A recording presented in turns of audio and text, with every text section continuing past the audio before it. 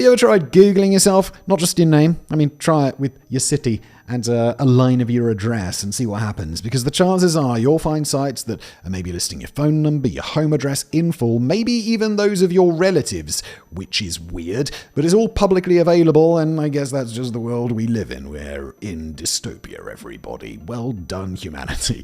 Incogni, though, they're a personal data removal service. Their team works to get your info taken down, not just from major data brokers, but from other sketchy sites most people miss. Their standout feature, though, is custom removals. If you find a site leaking your info like whitepages.com, unicourt.com, or trellis.law, just copy the link into the dashboard and Incogni's privacy specialists handle the takedown. You can submit as many links as you want and they'll deal with all the back and forth for you. So, take your personal data back with Incogni. Use the code SHADOWS at incogni.com/shadows and get 60% off an annual plan. You're not going to disappear.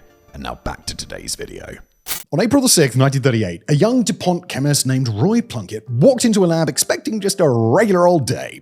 What he found instead was a mistake that would change kitchens forever. He'd been experimenting with refrigerant gases, trying to create a new coolant.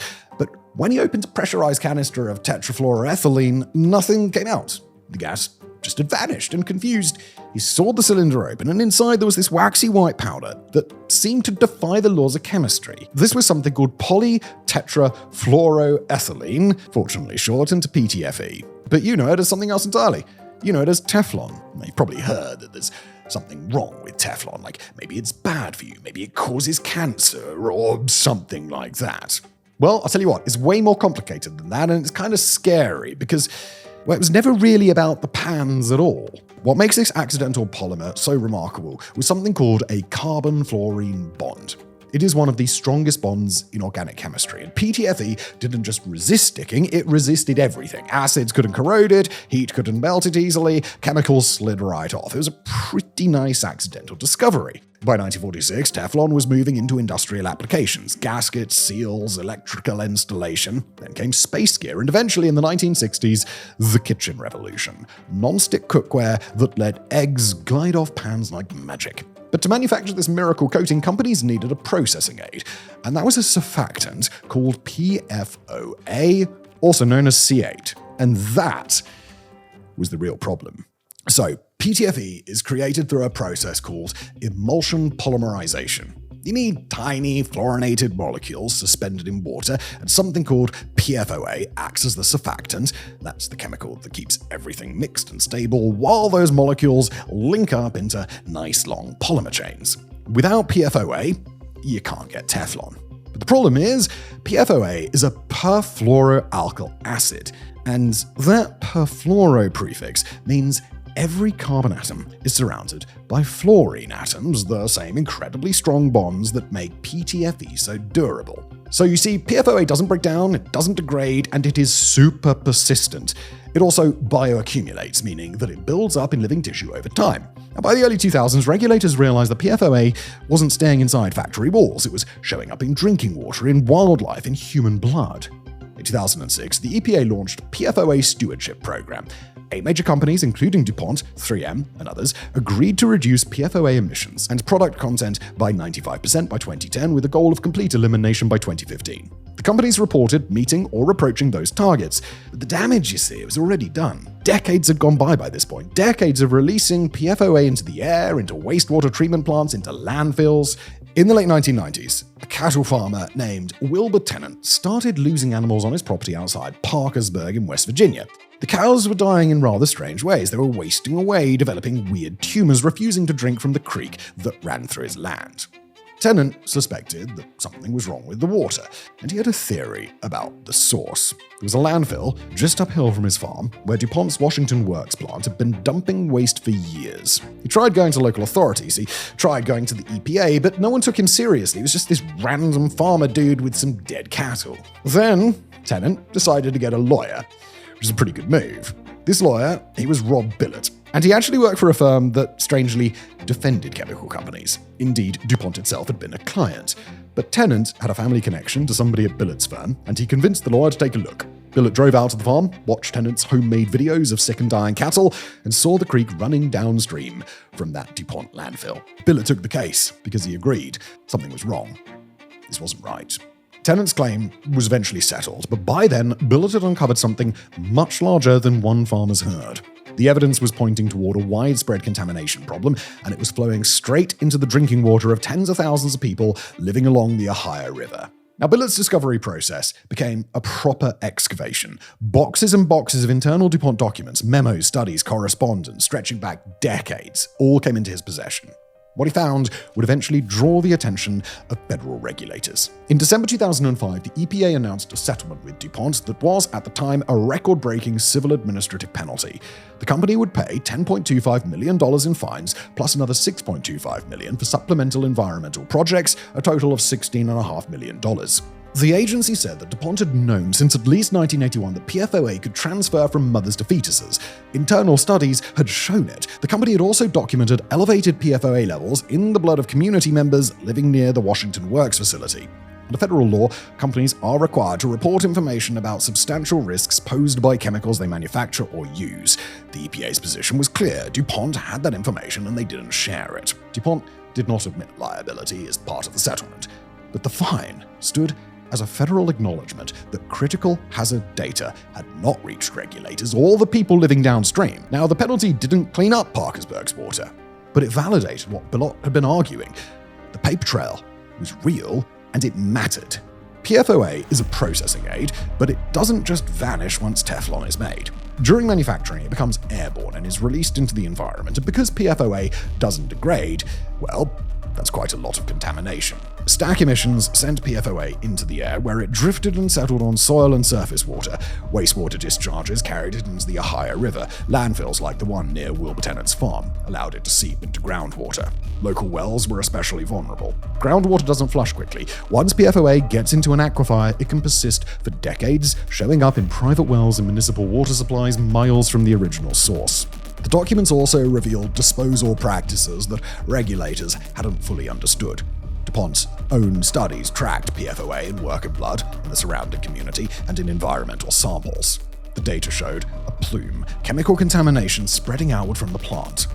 This wasn't a mystery spill, it was the predictable consequence of a production process that had been running for decades with a chemical that didn't break down and wasn't being captured. The mechanism was industrial, the scale regional, and the exposure was continuous. By 2004, the legal case had evolved into something unusual, a class action with scientific experiment built into the settlement. The plaintiffs were residents of 6 water districts in Ohio and West Virginia who'd been drinking PFOA-contaminated water. Instead of going straight to trial, the settlement included a novel term: fund a large-scale community health study first and let independent scientists determine whether there were links between PFOA exposure and specific diseases. The results of that study would be binding. If the scientists found a probable link between PFOA and a health outcome, DuPont would allow medical monitoring and open the door to personal injury claims for those conditions. If they didn't find a link, those claims were off the table. It was a big gamble for both sides. Between 2005 and 2006, the C8 Health Project enrolled around 69,000 residents. Participants gave blood samples and completed detailed health questionnaires. Researchers measured PFOA levels in their blood and compiled medical histories going back years. Then an independent panel of epidemiologists, the C8 Science Panel, took over. Their job was to analyze the data and determine whether PFOA exposure was probably linked to any diseases in the community. And the study wasn't a quick process. It would take years to run the statistical models, control for confounding variables, and evaluate the evidence. But when the results finally came in, they would fundamentally reshape the legal and regulatory landscape around PFAS. So, between 2011 and 2012, the C8 Science Panel released their findings. They had analyzed years of data from nearly 70,000 people, controlled for variables like smoking and age, and applied rigorous epidemiological standards. The panel identified 6 health outcomes with a probable link to PFOA exposure. Probable link was defined carefully. It meant, more likely than not, that PFOA played a role in causing the disease among the exposed population. The 6 conditions were kidney cancer, testicular cancer, thyroid disease, ulcerative colitis, high cholesterol, pregnancy-induced hypertension, including preeclampsia. For the legal case, these probable links unlock the next phase: medical monitoring programs and the ability to file personal injury claims for people diagnosed with these specific conditions. But the implications went far beyond Parkersburg. The C8 Science Panel's work became a reference point for PFAS policy nationwide. Regulators, scientists, and public health officials cited these findings when evaluating risks from other PFAS compounds. And the story didn't stop there. In 2023 and 2025, the International Agency for Research on Cancer, or IARC, released updated classifications. PFOA was classified as carcinogenic to humans Group 1. PFOS, another widely used PFAS, was classified as possibly carcinogenic Group 2b. With probable links established, the personal injury cases moved forward. In 2015 and 2016, federal bellwether trials began test cases designed to gauge how juries would respond to the evidence. And the results, well, let's just say decisive. In October 2015, a jury found in favor of a plaintiff named Carla Bartlett, who had developed kidney cancer. The following year, another jury ruled for a plaintiff with testicular cancer. These were not small verdicts. They signaled the juries were willing to hold DuPont accountable based on the C8 Science Panel's findings and the documentary evidence that Billet had unearthed. DuPont and its spin-off company Chemours, which had taken over the Washington Works facility, faced roughly 3,550 personal injury claims tied to PFOA exposure from the plant's emissions. In February 2017, the companies reached a global settlement, $670.7 million to resolve the claims. DuPont and Chemours did not admit liability, but the settlement was unmistakable in its scale and timing. It came after years of litigation, after the science panel's findings, after jury verdicts, and after decades of internal documents had been made public. For the chemical industry, the message was clear. Legacy PFAS contamination wasn't just an environmental problem, it was a liability problem, and it was bloody expensive. Alright, so if PFOA was being phased out, what would replace it? Enter Gen-X, technically known as HFPO dimer acid. It's a short-chain PFAS that companies introduced around 2009 as a safer alternative to PFOA for making fluoropolymers. Shorter chains, the thinking went, meant less bioaccumulation, but less persistent doesn't mean not persistent, and replacement doesn't always mean safe, does it? In North Carolina, Chemours operated a fluorochemical plant in Fayetteville along the Cape Fear River. The facility switched to Gen-X for its production process, but by the mid-2010s, state regulators and local residents discovered that Gen-X was showing up in the river and in drinking water supplies downstream. The contamination wasn't trivial either. Sampling revealed elevated levels in surface water, and the compound was making its way into municipal water systems, serving hundreds of thousands of people. In February 2019, the North Carolina Department of Environmental Quality issued a court-enforced consent order. Chemours was required to stop discharging processed wastewater into the river, cut air emissions by more than 99%, and provide alternative water supplies to affected residents.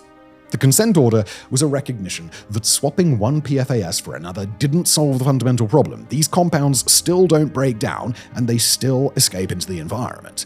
In 2024, the EPA set a national drinking water limit for Gen-X, 10 parts per trillion.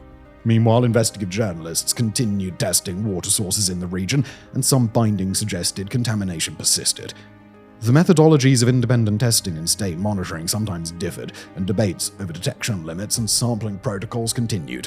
The Gen-X chapter illustrates what toxicologists call regrettable substitution, replacing one problematic chemical with another that turns out to have its own issues. The PFOA exposure isn't unique to Parkersburg. The National Health and Nutrition Examination Survey is a program run by the CDC that tracks chemical exposure in the US population through blood and urine samples.